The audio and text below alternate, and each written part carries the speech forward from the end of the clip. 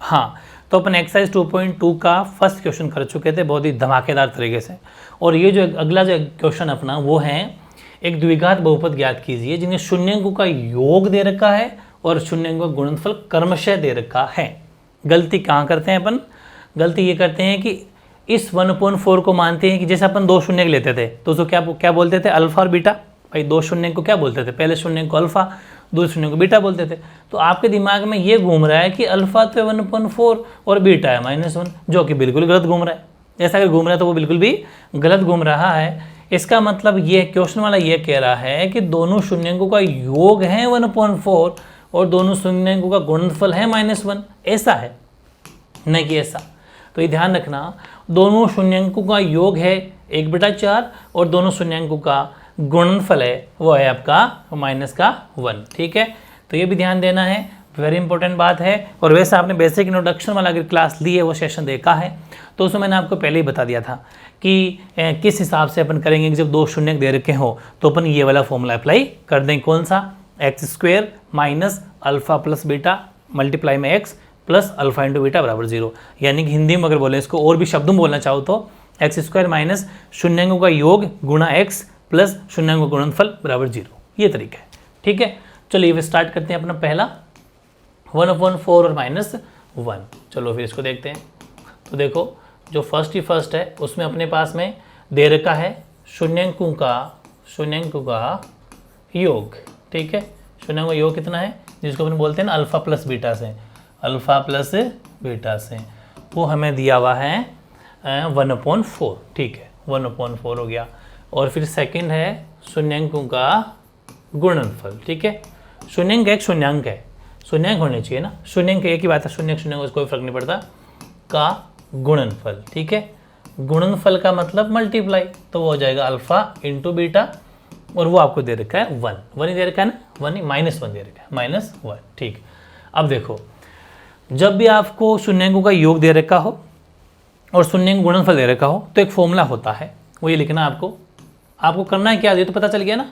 फ़र्क इतना सही, क्वेश्चन नंबर फर्स्ट और सेकंड में फ़र्क क्या है? फिर फ़र्क ये है पहले और दूसरे में कि पहले क्वेश्चन के अंदर तो अपन को एक द्विघात बहुपद दे रखा था, उसमें हमें पहले शून्यंक निकालने थे और शून्यंक निकालने के बाद में अपन को रिलेशन भी, मतलब उनमें संबंध भी, सत्यता की जांच भी करनी थी। इसमें वो कह रहा है कि हम आपको अल्फा प्लस बीटा शून्यंक देते हैं, मतलब शून्यंक निकालने नहीं है आपको, शून्यंक हम देते हैं, बस आप तो द्विघात बहुपद निकालो। उल्टा है जस्ट उसका, उसमें द्विघात बहुपद देख के शून्यंक पूछे थे, शून्यंक देख के द्विघात बहुपद पूछ रहा है, बस ये ध्यान रखना। तो द्विघात बहुपद का हम फॉर्मूला जब भी निकालना आपको, तो ये हम जानते हैं कि इसका फॉर्मूला था x² माइनस शून्यंकों का योग यानी अल्फा प्लस बीटा मल्टीप्लाई में x प्लस दोनों का गुणा बराबर 0, यानी कि शून्यंकों का गुणनफल अल्फा इंटू बीटा। तो x² अपनी जगह ही है, माइनस अल्फा प्लस बीटा कितना है वो 1/4 रख दो, 1/4 बाहर x का x रखो, अल्फा इंटू बीटा कितना है -1 बराबर 0। कुछ भी नहीं किया है, x² अपनी जगह ही है, माइनस अपनी जगह ही, अल्फा प्लस बीटा की जगह हमने 1/4 रखा है, x का x है, प्लस का प्लस, अल्फा इंटू बीटा की जगह हमने -1 रखा है। ठीक है, तो देखो x² माइनस ये जब x 1 से मल्टीप्लाई होगा, भाई ये ऐसा होता है, ऊपर वाले ऊपर मल्टीप्लाई, नीचे मल्टीप्लाई, तो x को 1 से किया तो x और नीचे हो गया 4, प्लस माइनस बराबर 0। ठीक है, अब इसके नीचे रख लो आप 1 और इसका ले लो एलसीएम। ठीक है, क्या ले लेंगे? एलसीएम। तो एलसीएम आ जाएगा आपके 4, तो 1 का 4 से डिवाइड 4 और x² से मल्टीप्लाई 4x², एलसीएम सोल्व करना जानते ही हो। फिर माइनस का माइनस, 4 का 4 में डिवाइड 1 टाइम, 1 को x से मल्टीप्लाई किया तो 1x, यानी सिर्फ x लिख दो, 1 का 1 में तो 4 को तो -4 हो गया। ठीक है, ध्यान से समझो क्या किया मैंने कि इन तीनों का एलसीएम लिया। ठीक है, तीनों एलसीएम लिया तो 4 आया, 1 का 4 में डिवाइड 4 टाइम, 4 को x² से मल्टीप्लाई 4x², माइनस का माइनस, 4 का 4 में 1 टाइम, 1 को x है तो x, और 1 का फिर 4 में गया तो 4 को -1 से तो -4 बराबर 0, क्रॉस मल्टीप्लाई कर दो, इसको इससे करना 0 हो गया, वो एज इट इज उतर जाएगा, 4x² -x -4 बराबर 0। ये एक आपका जो द्विघात समीकरण बोल दो, चाहे आपका इसने क्या पूछा था, हाँ द्विघात बहुपद बोल दो, ये आपका लिख देना, अतः द्विघात बहुपद बराबर 4x² -x -4 बराबर 0 आंसर। ये तरीका है, सभी के सभी पार्ट हिसाब से करेंगे। सेकंड जो पार्ट है अपना सेकंड पार्ट की वैल्यू क्या है, सेकंड पार्ट की वैल्यू √2 और माइनस √2 और 1/3, ठीक है। सेकंड पार्ट देखो, सेकंड में आपके वापस वो लिखेंगे अपन शून्यंकों का योग, ठीक है, अल्फ़ा प्लस बीटा। मैं शॉर्ट में लिख रहा हूँ, आपको पूरा लिखना है। और एक हो जाएगा शून्यंकों का गुणन, गुणन बोल दो चाहे गुणनफल बोल, अल्फ़ा इंटू बीटा, जिसका फॉर्मूला आपका जानते हैं। फॉर्मूले से अपन मतलब नहीं, वैल्यू जो दे रखी है वो देखेंगे अपन। तो इसकी वैल्यू √2 और 1/3, √2 और इसकी हो जाएगी 1/3। बस बाकी वही लाइन लिख दो, हम जानते हैं कि, क्या जानते हैं हम, फॉर्मूला वही x² minus alpha plus beta x plus alpha into beta बराबर 0, ठीक है। अब देखो x² की जगह x² minus alpha plus beta कितना है √2, x का x plus alpha into beta कितना है 1/3 बराबर 0, ठीक है। तो x² √2 को जब x से मल्टीप्लाई करेंगे तो √2x प्लस 1/3 अपनी जगह बराबर 0। ले लो साहब एलसीएम, एलसीएम लेंगे तो क्या एलसीएम आ जाएगा 3, 1 का 3 में डिवाइड 3 को x² से मल्टीप्लाई तो 3x², 1 का 3 में 3 को √2 से 3√2। ये भी ध्यान रखना, √2 से घबराना बिल्कुल नहीं है, मैंने पहले ही बता दिया था। 1 का 3 में डिवाइड किया तो 3 आया, 3 को √2 से मल्टीप्लाई तो एज इट इज 3√2, उसमें कोई फर्क नहीं पड़ेगा, ठीक है। फिर 3 का 3 में 1 और 1 हो जाएगा बराबर 0, क्रॉस मल्टीप्लाई कर लो, ये तो 0 हो जाएगा, ये बच जाएगा इधर। तो 3x² माइनस 3√2x प्लस 1 बराबर 0।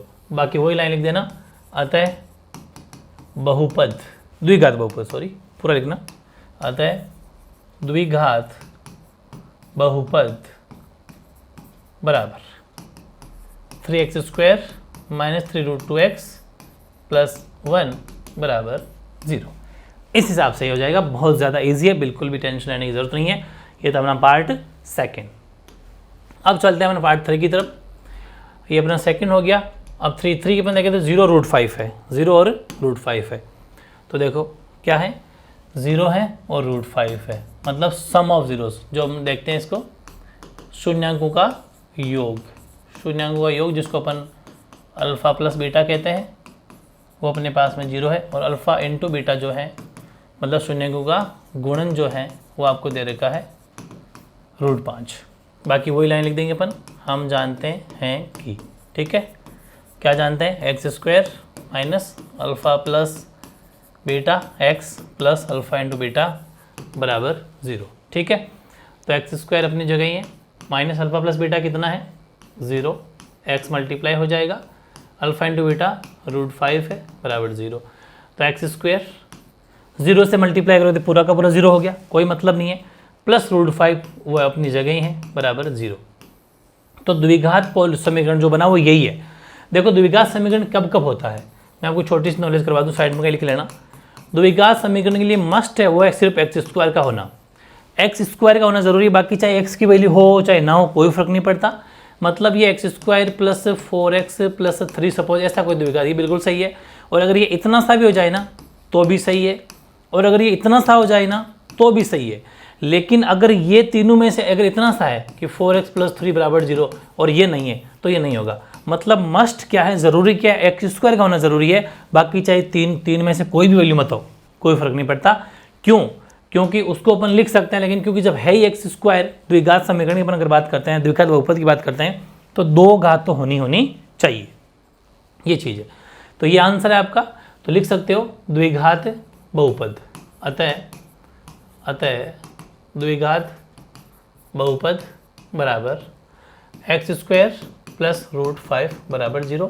हाँ ये भी लिख सकते हो x² प्लस 0x प्लस √5 बराबर 0, क्योंकि x की वैल्यू नहीं तो 0x लिख सकते हो, लेकिन ज़रूरत नहीं है उसकी, उससे फ़र्क नहीं पड़ता, क्योंकि वैसे भी पूरा का पूरा क्या है 0 है। तो ये था अपना पार्ट 3, बहुत ज़्यादा ईजी है पार्ट 3 भी। बात करते हैं पार्ट 4 की। पार्ट 4 है आपका 1 है पार्ट 4।